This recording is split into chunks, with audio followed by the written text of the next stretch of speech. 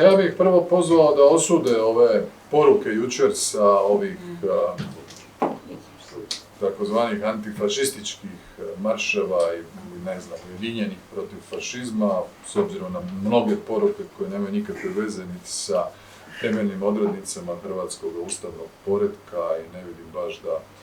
narod hrvatski hrli nazad u neku Balkansku federaciju, da ne kažem Jugoslaviju. Bilo je dobro da se političke stranke ljevice, premda su neki od njih, koliko sam čuo, danas šetali u tim povorkama,